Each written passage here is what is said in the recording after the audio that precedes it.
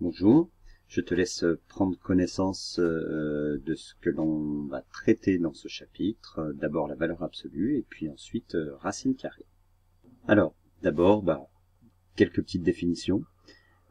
Pour cela, on considère la droite numérique d'origine O. La droite numérique, qu'est-ce que c'est? C'est simplement une droite. Voilà. Sur laquelle on place les nombres réels. Et le nombre 0 au point O. Et puis sur cette droite, on place des points A, B et M avec un point A qui a pour abscisse petit a, un point B, peu importe où, qui a pour abscisse petit b, et puis un point M, là aussi, qui a pour abscisse petit x. Eh bien, qu'est-ce qu'on appelle la valeur absolue d'un nombre réel x? Ça va être la distance entre ce point O et le point M. On va la noter comme ceci, c'est-à-dire deux barres verticales, comme ceci, x entre ces barres verticales, et en fait, ça sera égal à la distance entre le point O et le point M. Alors, on appelle valeur absolue d'un nombre réel x, je l'ai dit, la distance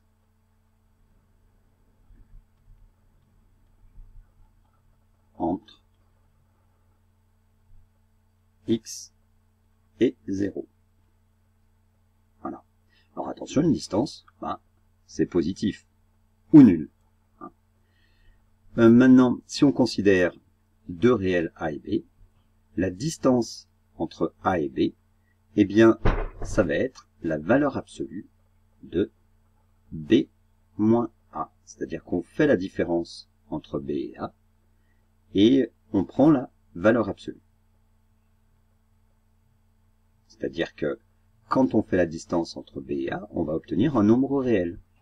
Eh bien, on va appliquer à nouveau la notion de distance qu'on vient de définir juste avant. C'est-à-dire que si par exemple, je veux la distance entre 1 et 4, je vais faire 4 moins 1, 3. Et maintenant, je vais chercher la distance entre 3 et 0. La distance entre 3 et 0, c'est 3. Alors, la distance entre A et B, eh bien, elle s'écrit aussi comme ça. C'est aussi la longueur AB. C'est des notations qu'on a déjà vues. Alors, une petite animation. Je prends un point M ici, d'abscisse moins 2. La distance entre x, c'est-à-dire moins 2 et 0, cette distance, c'est 2. D'accord? C'est bien positif. Si maintenant, mon point M, je le fais varier, voilà. L'abscisse de M, c'est moins 5,3. La distance entre O et M, c'est 5,3. Et donc, la valeur absolue de moins 5,3, c'est 5,3. Hop.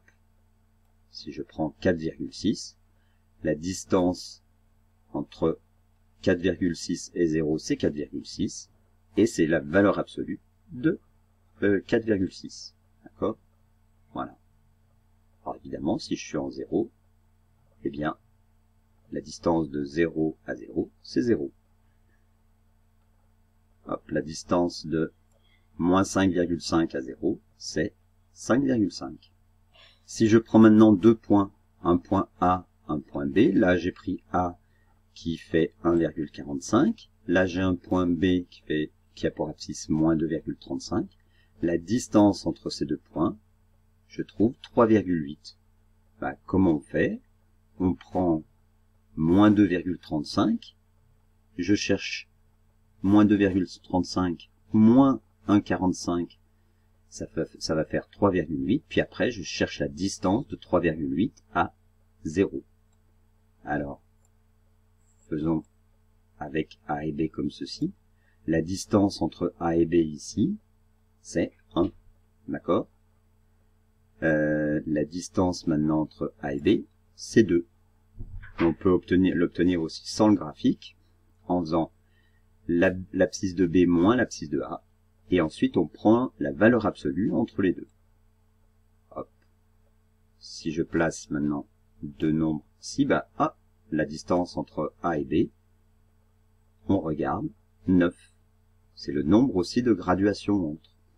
D'accord? Ici, la distance entre A et B, c'est 4. Et si je fais moins 7 moins 3, ça fait moins 7 plus 3, ça fait moins 4, la valeur absolue de moins 4.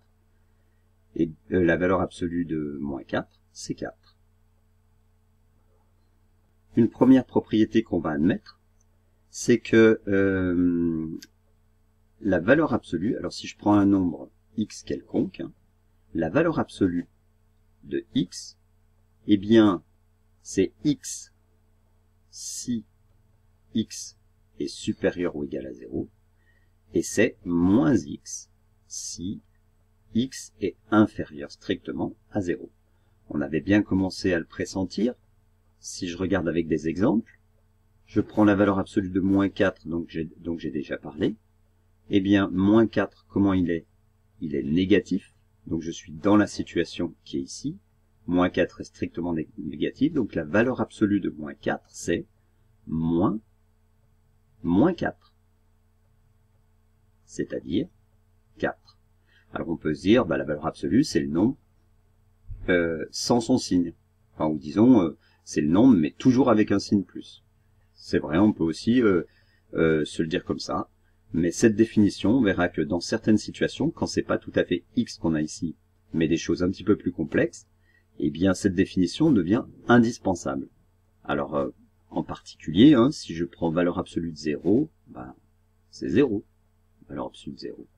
Hein. Je suis dans la première situation, donc c'est 0. La valeur absolue de, on avait dit 1,45. Je suis dans cette première situation, 1,45 c'est supérieur ou égal à 0, donc c'est 1,45. Voilà.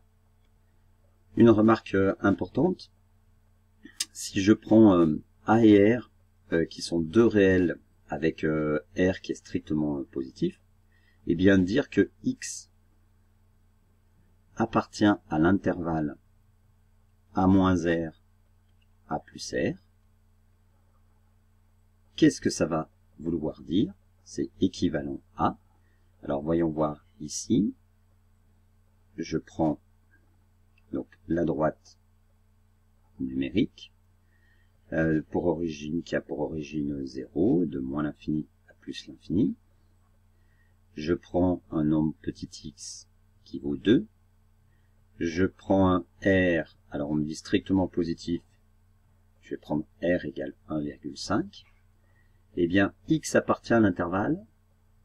Donc si x appartient à l'intervalle A moins R, c'est-à-dire 2 moins 1,5, ça va être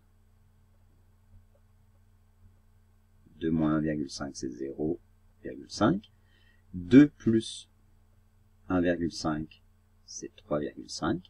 Donc x qui appartient à tout cet intervalle, eh bien, ça signifie que la valeur absolue de x moins 2 est inférieure ou égale à 1,5. Quand je prends un nombre ici, petit x,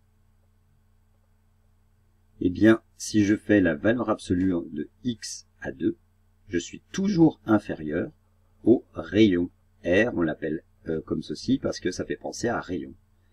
Eh bien, dire que x appartient à 0,5, 3,5, c'est pareil que de dire que la valeur absolue de x moins 2 est toujours inférieure ou égale à 1,5. Je prends un x ici, il est x moins 2, la distance entre x et 2 est inférieure ou égale à 1,5. Si je prends x qui est égal à 0,5, eh bien cette fois la distance c'est 0,5.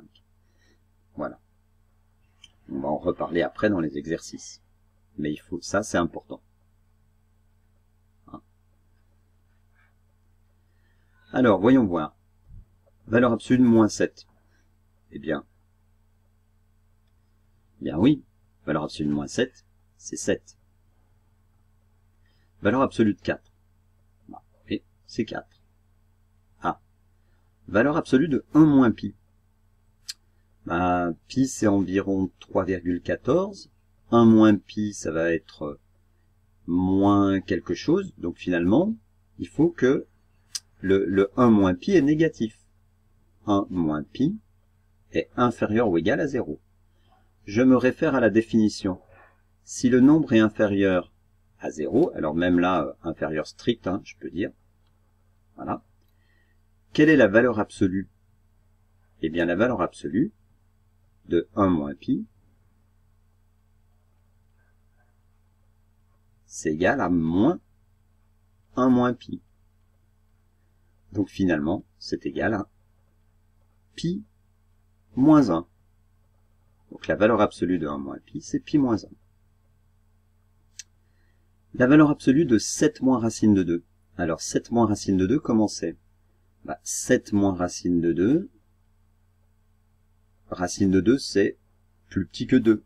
C'est 1,41, etc. Donc 7 moins racine de 2, c'est positif. Je viens voir dans la définition, si c'est positif, ça veut dire que c'est le nombre lui-même. Donc valeur absolue de 7 moins racine de 2, c'est 7 moins racine de 2. Si maintenant, on prend un exemple avec ce dont je viens de parler là. X appartient à l'intervalle moins de 4. Comment je vais faire pour transformer ça en valeur absolue? Alors, si x appartient à moins de 4, il faut que je cherche en fait le milieu entre moins 2 et 4. Comment on fait pour trouver le milieu entre moins 2 et 4? Eh bien, je fais moins 2 plus 4 divisé par 2. Le milieu entre moins 2 et 4, ça fait 1. D'accord? Donc ce 1 là, c'est mon nombre A. Je pourrais aussi me dire, tiens, quelle est l'amplitude de moins 2 à 4? L'amplitude de l'intervalle, c'est quoi? C'est le plus grand, 4, moins 2, c'est-à-dire 6. L'amplitude, c'est 6. Donc ça veut dire que le rayon, la moitié de l'intervalle, c'est 3. Et ben ça y est, j'ai tout. Donc maintenant je peux écrire que la valeur absolue de x moins le milieu de l'intervalle, c'est-à-dire 1, x moins 1, est inférieur ou égal à au rayon qu'on vient de déterminer. Le rayon, c'est la moitié de l'intervalle, c'est-à-dire 3. Voilà. J'aurais pu écrire aussi x compris entre moins 2 et 4. Et puis après, j'aurais basculé comme ceci. Je peux aussi écrire ça sous la forme d'un autre intervalle intermédiaire en disant que x appartient à. Alors, le a, on a dit que c'était 1, d'accord? Donc 1 moins le rayon, c'est 3, et 1 plus 3. Alors tu vois, pour passer de l'un à l'autre, je peux aussi passer par cet intervalle, c'est-à-dire je cherche le centre de cet intervalle et j'enlève ensuite la moitié de l'amplitude. Alors le centre de l'intervalle, on a dit le milieu entre moins 2 et 4, c'était 1. La moitié de l'amplitude, c'est 3. Et ben on retrouve ici 1 moins 3, 1 plus 3. Voilà. Eh bien, c'est tout sur cette partie sur la valeur absolue. Maintenant, surtout, c'est s'entraîner, faire des exercices. Eh bien, bon courage, et puis à bientôt.